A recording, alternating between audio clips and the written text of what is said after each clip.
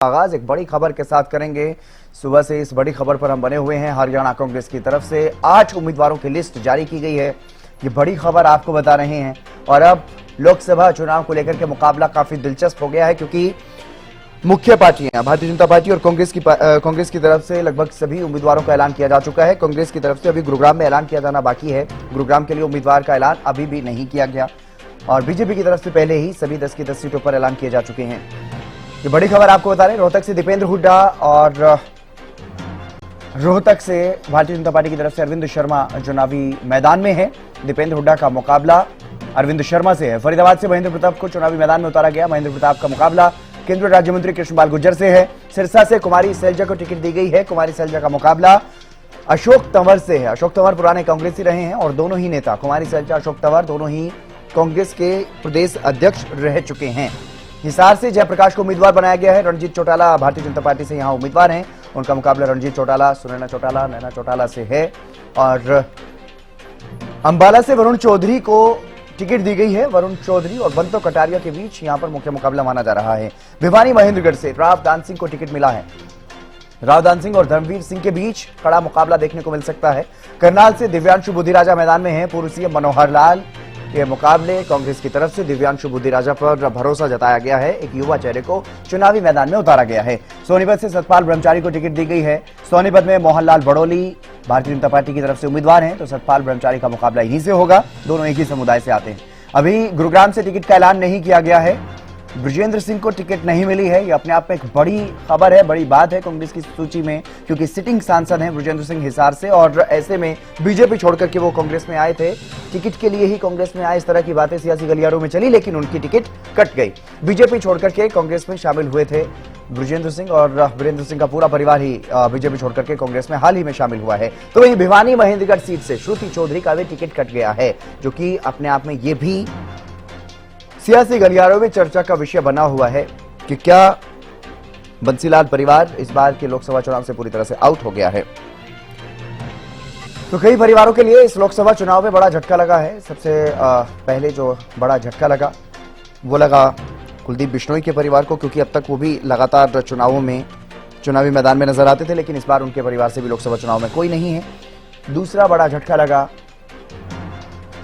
किरण चौधरी को, उनकी बेटी को टिकट नहीं मिला। और एक और जो सबसे बड़ा झटका माना जा रहा है वीरेंद्र सिंह के परिवार को, क्योंकि वो हाल ही में बीजेपी छोड़कर के कांग्रेस में आए इसी चक्कर में, और उनको भी टिकट नहीं मिला है। हिसार से बीजेपी के सांसद चुने गए थे पिछली बार वीरेंद्र सिंह, लेकिन अब कांग्रेस में शामिल हुए तो उम्मीद थी कि हिसार से उन्हें टिकट मिलेगी या सोनीपत से मिलेगी, लेकिन कहीं से भी टिकट नहीं मिली। अमित तिवारी हमारे पॉलिटिकल एडिटर हमारे साथ जुड़ गए हैं अधिक जानकारी के साथ। अमित, लिस्ट जारी हुई कांग्रेस की, लंबे समय के बाद लंबी प्रतीक्षा जो है वो करनी पड़ी, लेकिन अब लिस्ट आने के बाद कई तरह के समीकरण बनते और बिगड़ते दिखाई दे रहे हैं। कई बड़े झटके बड़े दिग्गजों को लगे हैं। क्या कुछ ज्यादा जानकारी, किस तरह की चर्चाएं अब सियासी गलियारों में देखने को मिल रही है इस लिस्ट के बाद?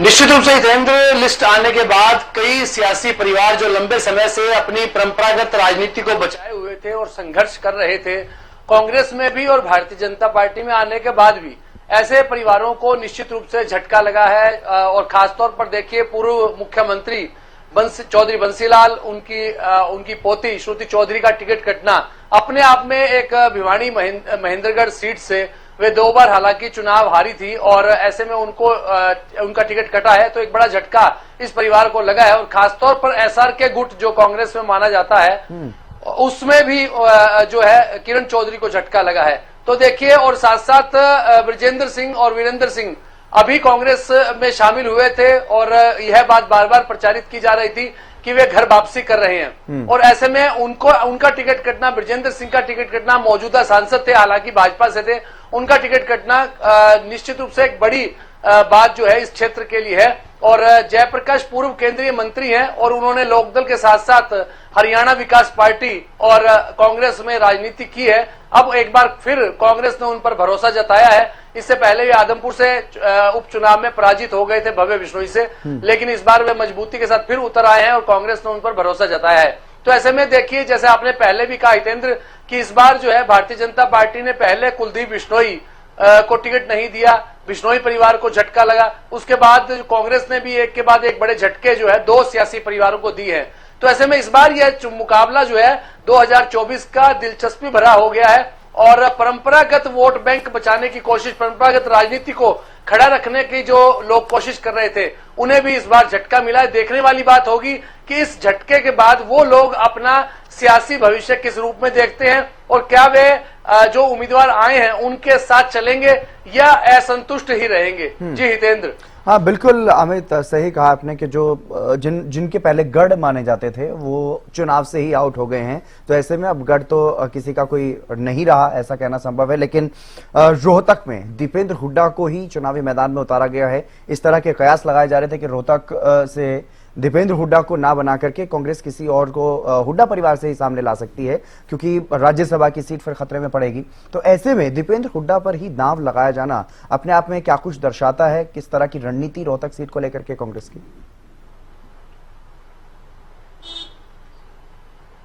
देखिए हितेंद्र, एक बात तो स्पष्ट है इस सूची में कि इस बार जो है कांग्रेस ने काफी लंबा जो है वो मंथन किया, चिंतन मंथन हुआ। कई बार वो सब कमेटियां बनी और फिर पैनल बने, फिर कटे, फिर नाम जुड़े, फिर कटते रहे और इस बीच जो है रात को कोई 11 बजे के करीब जो है यह सूची जारी की गई। और इसमें हुड्डा का पूर्व मुख्यमंत्री भूपेंद्र सिंह हुड्डा है, सीएलपी लीडर है, नेता प्रतिपक्ष है, उनका प्रभाव जो है वो इस सूची में देखने को मिल रहा है। और रोहतक की जहां तक आपने बात की, तो सियासत के मामले में अगर रोहतक में हुड्डा परिवार जितना स्ट्रॉन्ग कोई अभी पूरे प्रदेश की अगर सियासत की बात करें तो कोई भी परिवार इतना शक्तिशाली राजनीति में नहीं है जितना भूपेंद्र सिंह हुड्डा का परिवार अपने क्षेत्र में है। क्योंकि देखिए हैट्रिक ही इस क्षेत्र से भूपेंद्र सिंह हुड्डा ने लगाई थी और उसके बाद दीपेंद्र हुड्डा ने भी हैट्रिक लगाई। उससे पहले दीपेंद्र हुड्डा के दादा चौधरी रणवीर सिंह हुड्डा भी देखिए मंत्री रहे थे संयुक्त पंजाब के दौरान और यहां से भी वो एमपी जीते थे। और चौधरी देवीलाल को अगर सियासी पटकनी अगर कहीं मिली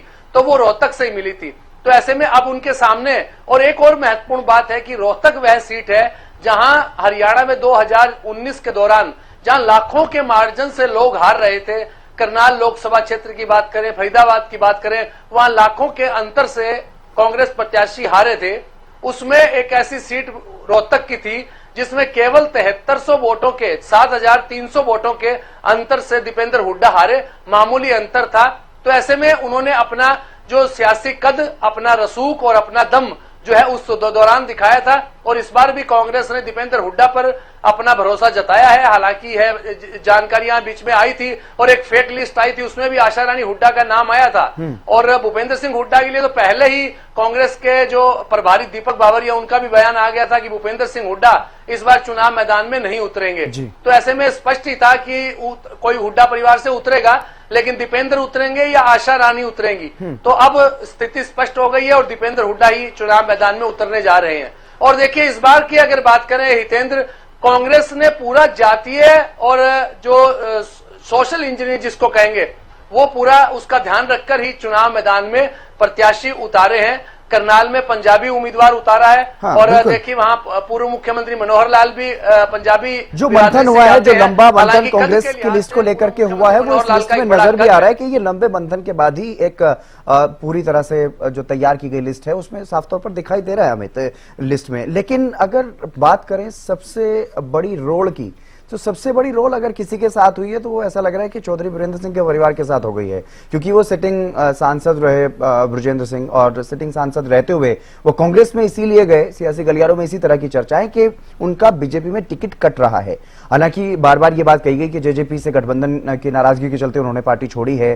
फिर बाद में खुद वीरेंद्र सिंह भी कहते हुए नजर आए कि विचारधारा मेरी तो कांग्रेस की है, मैं बीजेपी में पूरी तरह से सहमत नहीं हो पाया। तो उसको लेकर के अगर सबसे बड़ी रोल की यहां पर बात करें, क्योंकि रोल अपने आप में एक बड़ा शब्द, एक वायरल ऑडियो के चलते आया जो वीरेंद्र सिंह का ही ऑडियो बताया गया, उसमें वो कह रहे थे कि सोनीपत से अगर टिकट मिली तो रोल हो जाएगी, भूपेंद्र हुड्डा रोल कर देगा। लेकिन ये रोल तो टिकट बंटवारे में ही हो गया। देखिए हितेंद्र, हरियाणा की सियासत में अगर ट्रेजेडी किंग किसे माना जाता है तो वो चौधरी वीरेंद्र सिंह है। उनके साथ हमेशा ही इस प्रकार की ट्रेजेडियां हुई है। हालांकि वीरेंद्र सिंह के साथ साथ मैं हमेशा कहता हूं कि कुलदीप बिश्नोई भी ट्रेजरी किंग ही है राजनीति के, वे भी बनते बनते उनके समीकरण भी बिगड़ जाते हैं। ऐसे में चौधरी वीरेंद्र सिंह ने पहले ही आशंका जताई थी और वो रोल वो खेला वो उनके साथ सियासत में हो चुका है। हालांकि उनकी ओर से आशंका यह जताई गई थी कि सोनीपत से अगर चुनाव मैदान में उतरेंगे, वहां हुड्डा के प्रभाव वाला क्षेत्र है, 5 जो एमएलए वो उनके प्रभावी हैं हल्के, और ऐसे में हिसार उनके लिए ज्यादा सुरक्षित रहेगा। लेकिन मुझे लगता है कि वो ऑडियो जो वायरल हुआ वही उनका एक बड़ा उनके साथ खेला हो गया और उस ऑडियो ने उस खेले को करने में बल दिया, उस रोल को करने में बल दिया, और जिसकी आशंका उन्हें पहले से थी वो सोनीपत में भी हुआ और हिसार में भी हो गया। हालांकि यह कहा जा रहा था कि बृजेंद्र सिंह का टिकट कंफर्म है, और देखिए मौजूदा सांसद थे, भाजपा छोड़कर आए और पहले जेजेपी से नाराजगियां रही, फिर भाजपा छोड़ दी, उसके बाद कांग्रेस में आ गए, लेकिन एक बड़ा नुकसान जो है उनको इस बार हुआ है। अब देखने वाली बात है कि उनकी फ्यूचर की राजनीति कैसी रहती है। लेकिन हमेशा उनके साथ ऐसा रहता है कि ट्रेजेडी उनके साथ कोई न कोई सियासी तौर पर हो जाती है। तो एक बार फिर से उनके साथ ये बड़ी ट्रेजेडी हो गई है। बहरहाल बहुत शुक्रिया तमाम जानकारी देने के लिए अमित। लेकिन अब ये देखना होगा कि जो इन कई परिवारों को झटका लगा है उनका आगे का क्या कुछ अगला कदम रहता है अपनी सियासत को लेकर के, ये देखना बेहद दिलचस्प रहेगा। बहरहाल अभी चुनावी चर्चा और चुनाव के लिए, लोकसभा चुनाव के लिए उम्मीदवारों का ऐलान कांग्रेस की तरफ से कर दिया गया है। चुनावी रण में कांग्रेस के उम्मीदवार भी आ गए हैं, सिर्फ गुरुग्राम की सीट बाकी रह गई है, यहाँ पर अभी कोई उम्मीदवार का ऐलान नहीं किया गया है।